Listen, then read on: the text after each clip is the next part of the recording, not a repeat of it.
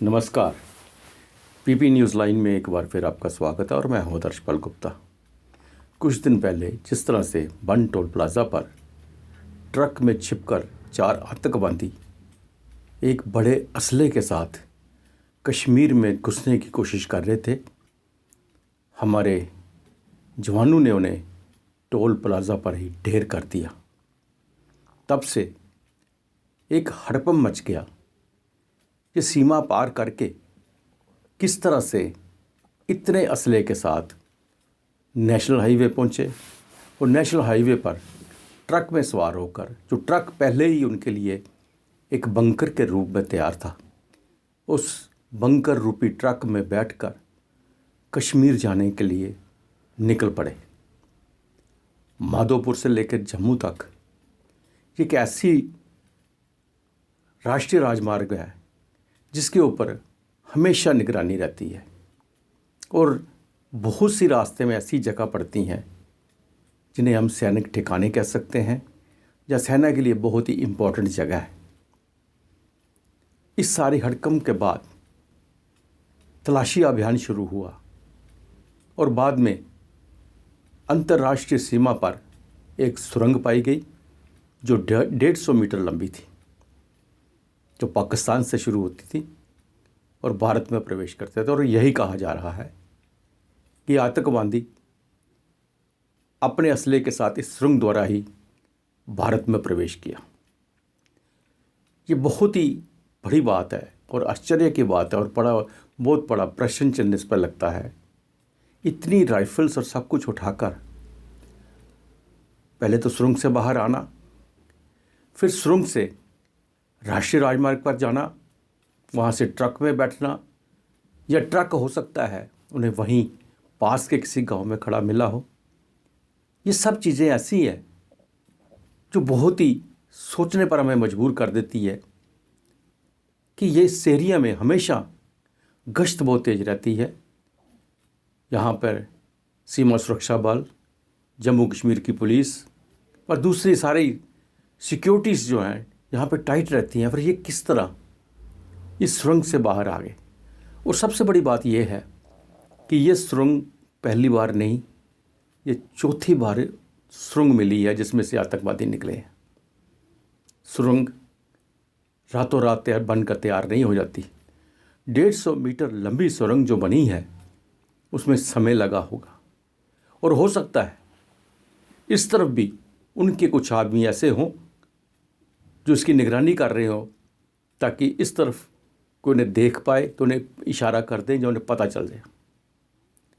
अब ये प्रश्न ये आता है, ये पहली बार नहीं चौथी बार आतंकवादियों के घुसने के बाद सुरंग का पता चलता है। हमें पहले क्यों नहीं पता चलता? जब सुरंग में निकल के आ जाते हैं फिर हमारा तलाशी अभियान तेज हो जाता है। फिर हमें पता चलता है कि यहाँ एक सुरंग थी, इस सुरंग से निकले हैं। ये बहुत ही एक ऐसी बात है जिसके लिए सिक्योरिटी फोर्सेस, सरकार को, आर्मी को, सभी को सोचना पड़ेगा और सोचने पर मजबूर हो गए हैं। तो आइए इसके बारे में जानकारी लेते हैं हमारे रक्षा विशेषज्ञ कर्नल वीके साही साहब। कर्नल साहब, जैसा कि आप जानते हैं कि सुरंग और ऐसी चीज़ें हमारे हादसा होने के बाद होती हैं, क्या कहना चाहते हैं आप? माधोपुर से जम्मू तक का जो बेल्ट है इसको आमतौर पर हम एक सोल्जरिंग बेल्ट मानते हैं। बहुत अच्छे जांबाज फौजी इस इलाके से निकले हैं और आज से नहीं, युग युगांतर से इस एरिया में सोल्जरिंग एक प्रोफेशन रहा है। अचंभे की बात है कि एक बार फिर एक सुरंग पाई गई, सांबा के पास पाई गई। काफ़ी तैनाती है उधर ट्रुप्स की, इंटरनेशनल बॉर्डर होने के नाते बीएसएफ की पोस्ट हैं, बॉर्डर आउट पोस्ट्स। गश्त भी रहती है, पेट्रोलिंग भी रहती है, तार भी लगा हुआ है। ये चौथा मौका है कि यहाँ एक सुरंग पाई गई है जिससे 4 दहशतगर्द 11 राइफल्स के साथ 32 ग्रेनेड्स, जो ग्रेनेड उन्होंने इस्तेमाल कर लिए थे, उसके अलावा अंडर बैरल ग्रेनेड लॉन्चर और असला उनके पास से मिला। ये सब इसी ये जो टनल बनी है उसके थ्रू आया। और 2 दिन बाद उस टनल का पता लग गया, जो तलाशी अभियान चलाया गया। अगर इसी तरह की चौकसी और तलाशी अभियान पहले रेगुलर तौर पर चलते रहते तो शायद ये लोग पार नहीं कर पाते, या उसको हम डिटेक्ट करके उसको नज़र पर रखते, सर्वेलेंस पर रखते, और जैसे ही ये लोग बाहर आते इन पर एक्शन कर सकते थे। कर्नल साहब, एक चीज़ सामने जो आ रही है वो ये कि यहाँ जो 4G की बात कर रहे थे, इंटरनेट 4G की बात कर रहे थे, अगर वो 4G यहाँ आ जाए, अभी 4G है नहीं, तो कनेक्टिविटी इतनी है कि वो सुरंग निकाल के भारत में प्रवेश कर जाते हैं। अगर 4G हो या दूसरे उनको फैसिलिटीज़ हो तो फिर क्या हाल होगा? बहुत अरसे से ये मांग उठती रही है कि इस इलाके में तो शांति है। वो बात और है कि यहीं से कई बार दहशतगर्द पार आए हैं। इस पूरी बेल्ट की बात कर रहा हूँ मैं, Kathua, south of Kathua, north of Kathua, south of Samba, north of Samba, जिससे कितने अटैक हुए। कठुआ पर 2 अटैक, सांबा पर 2 अटैक, सोजुआ पर 2 अटैक, कालूचक पर 1 अटैक, नगरोटा पर ये तीसरा अटैक है। और ये सब दहशतगर्द इसी इलाके से निकल कर आए हैं। इसी इलाके से बड़ी स्ट्रॉन्ग डिमांड आती है कि पीसफुल इलाका है जी, यहाँ पर G4 क्यों नहीं दिया जाता, 4G का कनेक्शन क्यों नहीं मिलता, कश्मीर की सज़ा इस इलाके को क्यों मिल रही है। अब अगर इतने लोग इस यहाँ से पार आते हैं, 3 बार ड्रोन इस एरिया में आए, एक बार इस एरिया में आकर ड्रोन हथियार फेंक गया, जिसमें बहुत सोफिस्टिकेटेड किस्म की 2 राइफल्स थी। इसका मतलब है इस इलाके का कुछ तो आर पार का तालमेल है, और कुछ गिने चुने ऐसे लोग अवश्य हैं जिनका कि मेल इंटरनेशनल बॉर्डर के पार सुचेतगढ़ या उनकी और 4-5 चौकियाँ हैं उस इलाके में, जिनसे कुछ तार मिलता है। एक इनाम दिया गया था किसी को, 3-4 महीने पुराने न्यूज़ देखी मैंने, जिसमें कि उसने एक सुरंग को लोकेट कर लिया था। उसके साथ ही ये सवाल दिल में आता है कि वो पूरी सुरंग एक दिन में नहीं बनी, ये सुरंग भी एक दिन में नहीं बनी, और उसके पहले जो 3 बनी वो भी एक दिन में नहीं बनी। सुरंग बनने में समय लगता है। 3 फीट चौड़ी, 20 फुट नीचे गए ज़मीन के, 1.5 किलोमीटर या 150 गज इस सुरंग की सूरत में उन्होंने डिगिंग किया, पार निकले। पार भी नज़र रखी होगी, यहाँ से कोई इशारा देने वाला होगा कि आप डिगिंग करते रहो, सेफ़ है, मैं रखवाली कर रहा हूँ, या आप डिगिंग रोक दो, यहाँ से कुछ आवाजाही हो रही है। तो इन सब चीज़ों को देखते हुए लगता है कि कुछ ना कुछ तो कहीं कुताही है, कहीं ना कहीं ढिलाई है हमारे इंटेलिजेंस सेटअप में, और कहीं ना कहीं कुछ ऐसे एलिमेंट्स हैं जो कि देश के नहीं, देश के साथ गद्दारी करके दुश्मन के साथ तालमेल रख रहे हैं। उसके बाद रात को उन्होंने 8:30-9 बजे न्यूज़ आई है ऐसा, क्रॉस किया, उनको ट्रक भी तैयार मिल गया। क्या ये ट्रक श्रीनगर कश्मीर से या साउथ कश्मीर से आया, इतना टाइम कोऑर्डिनेटेड था, या इस ट्रक ने आकर कहीं इंतज़ार किया, या दहशतगर्दों ने कहीं इंतज़ार किया। सुबह वो लगभग 3 बजे के करीब, 3:30 बजे निकले होंगे।